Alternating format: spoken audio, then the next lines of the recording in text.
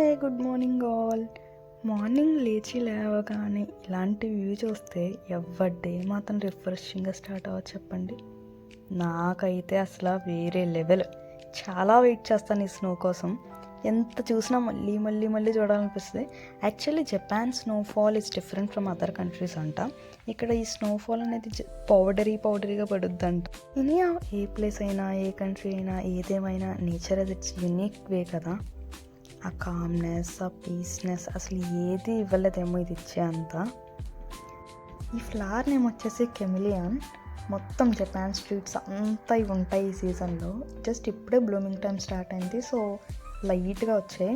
ఇంకొక 1 or 2 weeks పోతే మొత్తం మీకు గ్రీన్నెస్ కనిపించకుండా కంప్లీట్లీ ఫ్లవర్సే ఉంటాయి. చాలా బాగుంటాయి. ఫైనల్లీ అవి అయితే కొన్ని తస్కరించి తెచ్చేసాను మన ఇంటికి.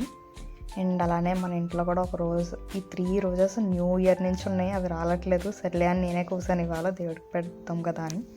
మనకి ఎలానో రిమైనింగ్ డేస్లో పుష్ చేసుకోవడానికి కుదరదు, ఓన్లీ సాటర్డేస్ అంటే. సో మంచిగా దేవుడిని అయితే డెకరేట్ చేయడం స్టార్ట్ చేశాను. దేవుడు మందిరాన్ని డెకరేట్ చేయడంలో కూడా మనం కాస్త ఎక్స్పీరియన్స్డ్ అనమాట. ఇంట్లో ఏ పూజ అయినా మొత్తం ఇంట్లో ఉన్న పువ్వులు ఏ పువ్వు వదలకుండా మొత్తం అన్ని పువ్వులు కోసేసి డెకరేట్ చేసేసేదాన్ని.